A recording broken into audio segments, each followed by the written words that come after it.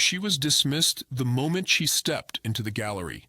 A plain cotton dress, a frayed scarf knotted loosely at her neck, and scuffed loafers, just enough to draw snickers across a room brimming with art critics, collectors, and socialites, their smiles too sharp to be genuine.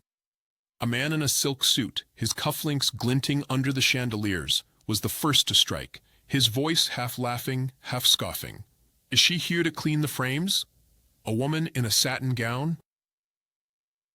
Her diamond earrings, catching the light, tilted her head and whispered to her companion, "Probably some lost soul thinking this is a craft fair." Lila Wren stood near a towering canvas, its swirls of crimson and gold commanding the room. She didn't answer, didn't flinch, just adjusted the strap of her canvas tote, its edges worn from years of use. To them, she was a smudge on their polished world, an intruder in a realm of prestige and taste. But they were wrong, because the woman they mocked was the artist behind every painting in the room, and the night's unveiling was a stage she'd set to reveal their true colors. The Sterling Gallery stood like a beacon in the city's heart, its glass walls soaring, its marble floors gleaming under the April evening light. Inside, the air was thick with the scent of champagne, expensive perfume, and the faint musk of fresh paint. Crystal chandeliers hung like frozen stars, casting fractured light over 52 critics, collectors, dealers, and influencers, each dressed to claim their slice of the art world spotlight. Tailored tuxedos, sequin dresses, watches that cost more than most people's homes. They milled about, sipping Prosecco, their praise for the exhibit as rehearsed as their smiles. The show, Veils of Light, was the season's crown jewel. 28 paintings, each a masterpiece of modern abstraction, their vibrant layers and haunting depth drawing whispers of genius. Critics had already hailed the anonymous artist as a visionary. Collectors bid millions, sight unseen.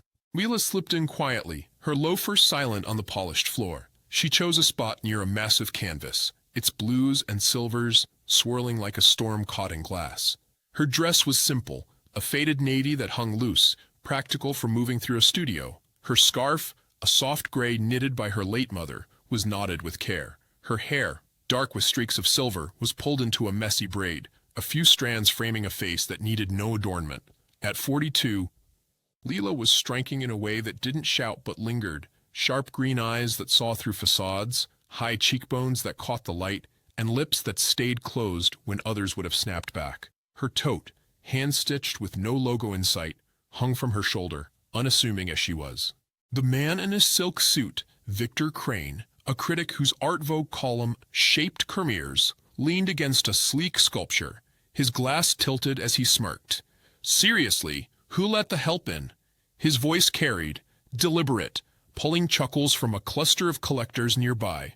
A woman in a satin gown, Elise Merrill, a gallery owner with a client list longer than a novel, tossed her blonde curls and added, "Maybe she's here to dust the canvases before the real artist arrives." The laughter was crisp, cutting, like glass shattering.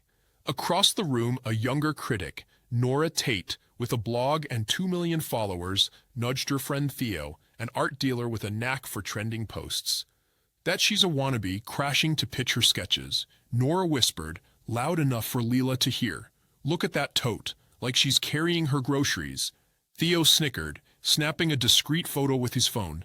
"This is gold," he said, his fingers already flying across his screen. #GalleryCrasher anyone? Nora's post went live seconds later, the photo of Lila captioned, "Spotted, thrift store reject at Sterling's big night. Thinks she belongs with the elite?" The post spread like wildfire, comments flooding in, strangers calling Lila a nobody, a fraud, a sad little dreamer who didn't know her place. Their words were a digital mob, echoing the room's disdain. Lila stood motionless, her green eyes catching the glow of Nora's screen, but she didn't speak. Her silence seemed to fuel their glee, as if her composure was a challenge they had to break. Theo leaned in, his voice dripping with mock pity. "Poor thing doesn't even know she's trending for all the wrong reasons." The laughter swelled, a chorus of cruelty that painted Lila as less than human, her dignity a target for their amusement. Lila's fingers brushed the edge of her tote, its rough canvas grounding her. She didn't look at Nora or Theo, didn't acknowledge Victor's taunt or Elise's barb.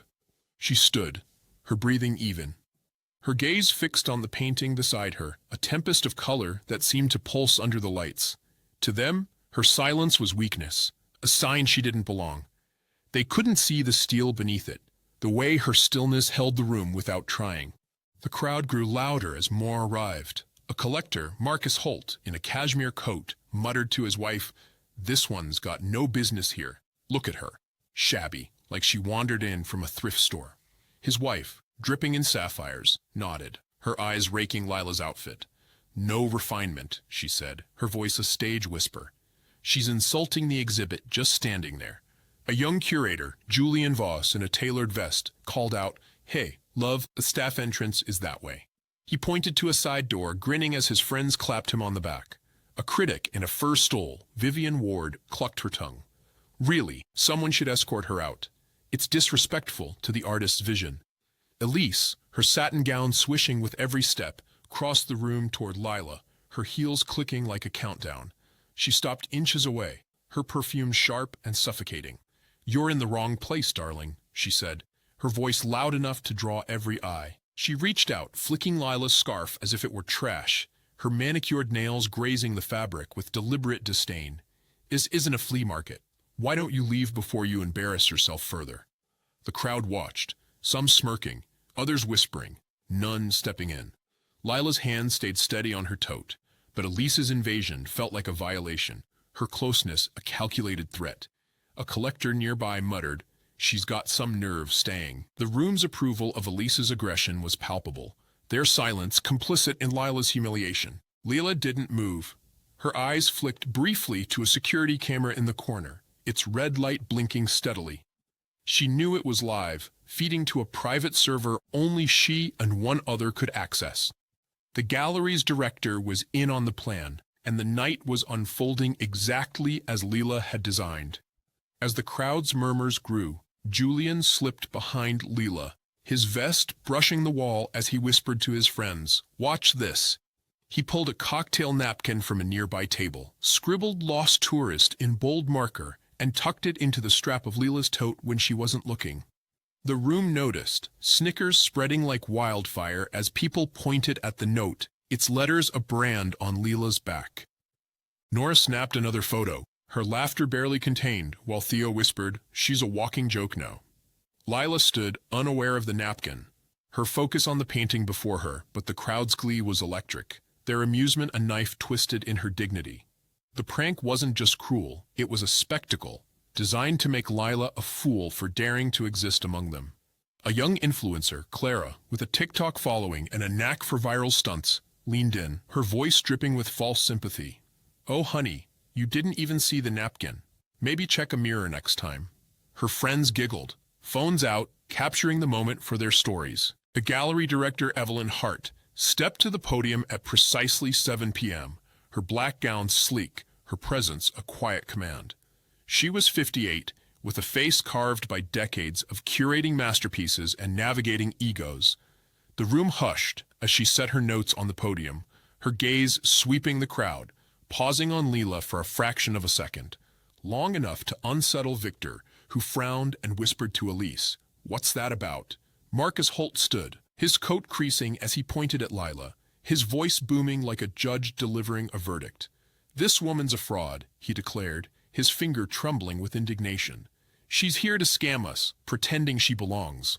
The room buzzed with agreement, heads nodding, eyes narrowing at Lila as if she were a thief caught red-handed. His wife, her sapphires glinting, added, "She probably snuck in with a fake ticket in that rag of a bag." The accusation hung heavy, turning Lila into a criminal in their minds, her presence an offense they couldn't tolerate. Lila's gaze remained steady, but the weight of their judgment pressed down, each word a lash meant to strip her bare. The crowd's murmurs grew louder, their outrage a performance for each other. Lila's silence only fueling their need to tear her apart. Evelyn cleared her throat, her voice cutting through the noise. "We're here to celebrate the artist behind Veils of Light," she said, her tone steady, deliberate. "This exhibit, with its 28 works, has redefined modern abstraction. The artist's identity has been kept secret until tonight at their request. Murmurs rippled through the room. The paintings, vibrant, layered, haunting, had sparked global frenzy. Critics called them revolutionary, collectors bid tens of millions, and theories about the artist's identity ran wild. Victor straightened his silk suit, his smirk returning. "Let's meet the genius then," he said, his voice loud. "Who's behind this?" Nora leaned forward, her manicured nails tapping her phone, already planning her viral post. Marcus crossed his arms, muttering about auction rights. Vivian clutched her fur stole, whispering to Julian about a potential feature in her magazine. Lila stayed still, her tote now resting at her feet, the napkin still tucked in, unnoticed. She watched Evelyn's hands as she unfolded a single sheet of paper. The rustle loud in the quiet room. The crowd leaned in, their breathing shallow, their eyes hungry. This was the moment they'd schemed for, flown across continents for, the unveiling of a new art world titan. Evelyn's voice was a stone drop into still water. The artist of Veils of Light is here with us tonight. She created every piece in this room. Each stroke, a piece of her soul. Her name is Leela Wren. A gasp tore through the room, sharp and jagged. Heads whipped around, searching for a face to match the name. Victor barked a laugh, short and disbelieving. "Her? That's impossible." Elisa's hand flew to her mouth, her satin gown suddenly heavy. Nora's eyes narrowed, darting to Theo, who mouthed, "What the hell?" Marcus stood, his chair scraping the floor. "This is absurd. She's no artist. It's a scam." Vivian clutched her stole, her voice shrill. "She's not even dressed for this. She's nobody stealing our spotlight." Evelyn held up a hand, silencing them. "Lila Wren's work is verified. Her sketchbooks, contracts, time-lapse videos, and correspondence with this gallery are available for review." She reached into a folder, pulling out a photograph. Leela in a paint-splattered smock, standing before the largest canvas in the room, her hands stained with color. The date on the back read 2 years ago. The room erupted. Victor slammed a fist on a table. "This is insanity. Who is she?" Nora stood, her phone forgotten, shouting, "Where's the proof?" Julian sneered. "Probably some hack faking it for attention." Clara, her TikTok empire at stake, muttered, "This is a prank, right? She's not the artist." Lila stepped forward, her movement quiet, deliberate, like a tide turning. Her loafers made no sound, but every eye followed her as she crossed the room. Her scarf swayed slightly, her dress catching the light. She stopped beside Evelyn, her posture straight, her face calm. The tote hung from her shoulder, the napkin still tucked in, a silent testament to their cruelty. The silence was deafening. Victor's mouth opened, then closed, his silk suit garish now. Nora's face flushed, her earlier photo burning a hole in her pocket. Marcus sank into his chair, his wife's sapphires dull. Evelyn nodded to Lila, a faint respect in her eyes. "Miss Wren," she said, handing her the microphone. Lila took it without a tremor, her fingers steady as she faced the room. "I didn't come to prove myself," she said, her voice clear, low, like a breeze through a forest. "I came to see who you were. Who among you would judge a stranger before knowing her? Who'd mock what they didn't understand? Who'd value art over appearances?" She paused, her green eyes sweeping the crowd, pinning each one without effort. "You showed me exactly who you are." Victor found his voice, shaky but defiant. "You're saying you're the artist? You?" He gestured at her dress, her scarf. His laugh forced. "No offense, lady, but you look like you paint houses, not masterpieces." Leela didn't blink. "I have," she said simply. "I've painted houses, cleaned them, waited tables. Art doesn't care what I wear or where I've been. It's about truth. Can you say the same about your taste?" Nora snorted, folding her arms. "Nice act, but I'm not buying it. If you're the artist, where's the proof? A photo isn't enough. Anyone can fake that." Murmurs of agreement rippled through the room, emboldening the crowd. Marcus nodded, his voice loud again. "She's right. We need more, sketches, videos, something real." Clara stepped forward, her phone still in hand, her voice sharp. "This is a stunt. You're trying to humiliate us." Evelyn opened her folder again, pulling out a stack of documents, contracts signed by Leela Wren, dated 3 years ago. outlining the creation of Veils of Light. Sketchbooks with studies for every painting here, verified by forensic analysis. Letters between Leela and this gallery, detailing her vision. She paused, pulling out a small USB drive. And time-lapse footage of Leela painting, recorded in her studio. She inserted the drive into a laptop on the podium, and a screen on the wall flickered to life. The room held its breath as grainy footage played. Leela in a cluttered studio, her hands moving with precision, layering color on canvas. She wore the same scarf, now splattered with paint, her face focused, her movements deliberate. The date stamp matched the contracts, the canvas unmistakably won from the exhibit. The crowd's defiance crumbled, faces paling, eyes darting to Leela, who watched the footage with a quiet ache in her gaze, as if remembering the solitude of those moments. Elise stood, her voice trembling with rage. "This is a setup. You planned this, didn't you? Tricking us into looking bad."